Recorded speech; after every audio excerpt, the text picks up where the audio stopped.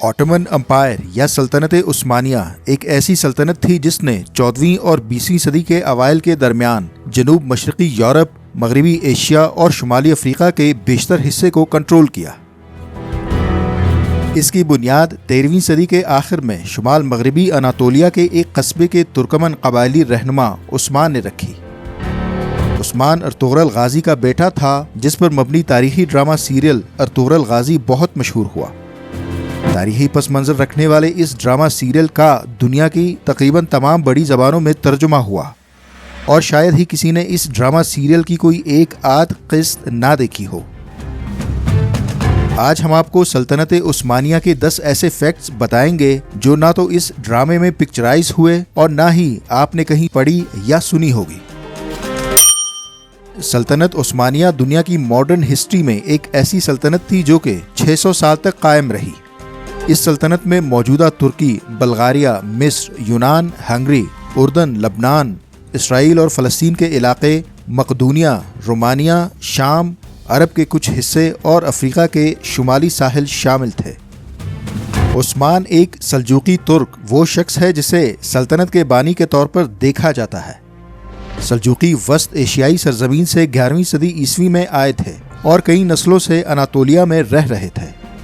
سلطنت عثمانیہ کے بانی سمجھے جانے والے عثمان 3 صدی کے آخر اور 4 صدی کے اوائل میں اناطولیہ کے ایک چھوٹے سے علاقے پر حاکم تھے۔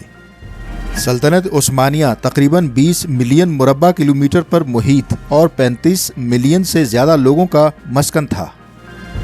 سلطنت عثمانیہ نے عباسی خلافت کی جگہ لی تھی اور 1 نومبر 1922 کو اس سلطنت کا خاتمہ ہوا، اور اس کے ساتھ ہی 29 اکتوبر 1923 کو ترکی نے اپنی آزادی کا اعلان کیا۔ عثمانیوں کی ڈسینڈنسی کے بارے میں 2 طرح کے آراء پائے جاتے ہیں۔ پہلا تاثر یہ ہے کہ عثمانی ترک ہیں اور ترک چائنا بارڈر یعنی منگولیا اور ایران سے منتقل ہوئے ہیں، اور کہا جاتا ہے کہ وہ منگول اور پرشین نسل کا مرکب ہیں۔ دوسرا تاثر یہ ہے کہ عثمانی ترک زبان بولنے والے ہیں لیکن ترکن نسل نہیں ہیں، اور ان کی جڑیں یونانی اور رومنز میں ہیں۔ لفظ ترک دراصل ایک طنزیہ اصطلاح تھی جسے اشرافیہ کسانوں کے لیے استعمال کرتے تھے۔ مطلب اگر کوئی پڑھا لکھا شخص کسان نہ ہوتا اور نہ ہی امراء میں اس کا شمار ہوتا تو وہ رومی کہلواتے تھے، یعنی رومن۔ اس خطے کے عظیم شاعر مولانا رومی کی بھی مثال دی جاتی ہے کہ وہ نہ تو کسان تھے اور نہ ہی ان کا شمار امراء میں ہوتا تھا، مگر وہ پڑھے لکھے تھے تو ان کے نام کے ساتھ رومی لکھا جاتا ہے۔ ترکی عثمانی سلطنت کی سرکاری زبان تھی۔ ترکی اوغوز ترک یا ویسٹرن ٹرکک زبان ہے جو کہ فارسی اور عربی سے بہت متاثر ہے، اور ان زبانوں کے الفاظ بھی ترکی زبان میں کثرت سے پائے جاتے ہیں۔ عثمانی دور میں دروازوں پر ناکنگ کے لیے 2 طرح کی کنڈیاں لٹکی ہوئی ہوتی تھیں۔ اگر مرد دروازہ کھٹکھٹاتا تو وہ بڑی کنڈی کا استعمال کرتا، اور اگر کوئی خاتون ہوتی تو وہ چھوٹی کنڈی کو کھٹکھٹاتی۔ اس طرح گھر کے اندر ایک میسج ڈیلیور ہوتا کہ خاتون دروازہ کھولنے جائے گی یا پھر مرد۔ اسی طرح ضرورت مندوں کو ہاتھ پھیلانے جیسی شرمندگی سے بچانے کے لیے صدقہ باکسز رکھے جاتے تھے، جس میں اشرافیہ ہاتھ ڈال کر پیسے ڈالتے تھے اور ضرورت مند ہاتھ ڈال کر پیسے نکالتے تھے، اور کسی کو ہاتھ پھیلانے کی ضرورت نہیں پڑتی تھی، اور نہ ہی یہ پتہ چلتا تھا کہ باکس کے اندر ہاتھ ڈالنے والا کچھ نکال رہا ہے یا کچھ رکھ رہا ہے۔ عثمانی حکومت گاہے بگاہے قصابوں کو باغبانی کا کام کرنے کے لیے بیچتی تھی تاکہ وہ روزانہ کی بنیاد پر خون اور گوشت کا سودا کرنے کی وجہ سے اپنی انسانیت اور انسانی رویوں سے محروم نہ ہوں۔ کہا جاتا ہے کہ سلطنت کے بانی عثمان نے مہم جوئی سے پہلے ایک رات کو برسا کے قریب درگاہ میں قیام کیا تھا۔ اس نے خواب میں دیکھا کہ اس کے پیٹ سے پتوں اور شاخوں سے بھرا ایک تناور درخت نکلتا ہے۔ درگاہ کے شیخ نے اس خواب کی یہ تعبیر نکالی کہ عثمان اور اس کی اولاد عظیم انسان ہوں گے اور ایک دن ان کی سلطنت قائم ہوگی، اور اپنی بیٹی کو عثمان کے نکاح میں دے دیا۔ سلطنت عثمانیہ کے پھیلاؤ کے بعد گھر کے اندر کی سیاست اور تخت نشینی کے لیے جھگڑے بڑھ گئے۔ بالآخر سلطان محمد دوئم نے حکمرانی کا نیا قانون نافذ کیا، جس کے متعلقہ حصے میں کہا گیا کہ میرے بیٹوں میں سے جو بھی تخت پر بیٹھے وہ عوامی مفاد کے لیے اپنے باقی تمام بھائیوں کو قتل کر سکتا ہے۔ اس وقت کے دینی علماء کی اکثریت نے بھی اس قانون کی تائید کی۔ اس طرح عثمانی سلطنت محمد ثانی کے بعد تخت کے جانشینوں نے اپنے بھائیوں کو اس قانون کے تحت موت کے گھاٹ اتار دیا۔ یہ ایک ظالمانہ قانون تھا، لیکن اس نے کام کر دکھایا اور اگلی 2 صدیوں تک سلطنت عثمانیہ غیر معمولی طور پر مستحکم اور لڑائیوں اور خانہ جنگیوں سے پاک رہی۔ تاہم اگرچہ نئے قانون نے کام کر دکھایا تھا، لیکن ہر نئے دور حکومت کے آغاز میں بے گناہ شاہی بہن بھائیوں کے قتل سے پورے سلطنت میں خوف کا عالم طاری ہو جاتا تھا۔ سلطان محمد سوئم نے اپنے 19 بھائیوں، جن میں سے کچھ محض شیرخوار بچے تھے، کو گلا دبا کر قتل کرنے کا حکم دیا اور اس جشن کے ساتھ اپنی نئی حکومت کا آغاز کیا، اور اگلے ہی روز بچوں کے سائز کے تابوتوں سمیت 19 تابوتوں کی لمبی قطار ایک عظیم الشان جلوس کی شکل میں محل سے باہر نکلی۔ یہ سلسلہ 200 سال تک جاری رہا۔ عوام الناس میں اس ظالمانہ قانون کے خلاف غم و غصہ بڑھتا چلا گیا اور مجبوراً اس قانون کو بدل دیا گیا۔ اب قتل کرنے کے بجائے بھائیوں کو پنجرے میں بند کر دیا جانے لگا، جسے ترکی زبان میں قفس کہا جاتا تھا۔ اس طرح جو بھی نیا سلطان تخت پر بیٹھتا وہ اپنے تمام حریفوں کو پنجرے میں بند کر دیتا اور ان کے اوپر پہرا بٹھا دیتا تھا تاکہ ان کا رابطہ باقی دنیا سے منقطع رہے۔ عثمانی سلطان ابراہیم کا حرم ان کی بیویوں، کنیزوں اور لونڈیوں سے بھرا ہوا ہوتا تھا۔ محل کے باغات میں وہ اکثر تمام لونڈیوں اور کنیزوں کو اکٹھا کرتا، ان کو برہنہ کر کے ان کے درمیان گھوڑے کی طرح دوڑتا تھا۔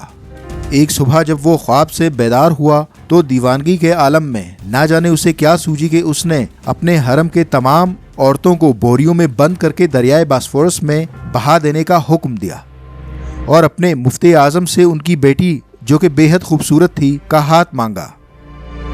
مفتی اعظم چونکہ سلطان ابراہیم کو جانتے تھے اور ان کے عیاشانہ طبیعت سے واقف تھے، نے اپنی بیٹی کا رشتہ دینے سے انکار کر دیا۔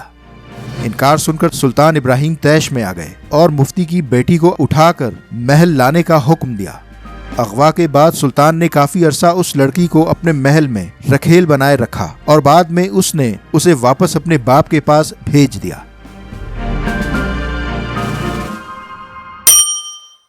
سلطان ابراہیم لونڈیوں میں موٹی عورتوں کو بہت پسند کرتا تھا۔ ایک موقع پر دوران تفریح اس کی نظر مویشیوں کی ایک ریوڑ پر پڑی اور ایک موٹی گائے پر ان کا دل آ گیا۔ سلطان نے سونے کے ورق منگوا کر اس گائے کی تصویریں اتروا دیں اور سلطنت کے سب والیوں کو بھجوا دیا اور حکم دیا کہ ایک ایسی ہی عورت ڈھونڈ کر اس کے سامنے پیش کیا جائے۔ بالآخر سلطنت کے کسی حصے میں ایک عورت ملی جس کا وزن تقریباً 160 کلو گرام تھا۔ اس عورت کو ابراہیم کے حرم میں لے جایا گیا اور وہ عورت سلطان ابراہیم کے پسندیدہ ترین لونڈیوں میں سے ایک بن گئی۔ سلطان ابراہیم سلطنت چلانے کے اہل نہیں تھے، اصل میں ان کی والدہ ہی سلطنت چلاتی تھی۔ بالآخر سلطان نے اپنی والدہ کو جلا وطن کر دیا اور حکومت کا سارا کنٹرول خود سنبھال لیا۔ اس کام کے تباہ کن نتائج نکل آئے۔ سلطان نے اپنے سب سے قابل وزیروں کو پھانسی دینے کا حکم دے دیا اور سلطنت کے خزانے کو خالی ہونے تک بے دریغ خرچ کیا۔ جنگی اخراجات کو پورا کرنے کے لیے عوام پر بھاری ٹیکسز لگائے۔ جنگوں میں مسلسل شکست کے بعد بے چینی بڑھ گئی اور بالآخر 1648 کو سلطنت کی بہت بڑی آبادی نے بغاوت کر دی۔ عوامی ہجوم نے سلطان ابراہیم کے مشیر خاص کو پکڑ کر ٹکڑے کر دیے اور سلطان کو اس کے 6 سالہ بیٹے کے حق میں معزول کر دیا۔ اس کے بعد ابراہیم کو پھانسی دینے کا فتویٰ جاری کیا گیا، جو 18 اگست 1948 کو گلا دبا کر انجام پایا۔ حج اسلام کا 5واں ستون ہے۔ مکہ کی مقدس زیارت ہر عاقل صحت مند مسلمان پر زندگی میں ایک بار فرض کر دیا گیا ہے۔ تاہم عجیب بات یہ ہے کہ کوئی بھی عثمانی سلطان کبھی بھی حج کرنے نہیں گیا۔ ایک عظیم سلطنت کے مالک واضح طور پر حج کرنے کی سخت بھی رکھتے تھے اور حجاز مقدس بھی سلطنت عثمانیہ کا ہی حصہ تھا، مگر واضح نہیں کہ ان میں سے کوئی ایک بھی حج کرنے کبھی کیوں نہیں گیا۔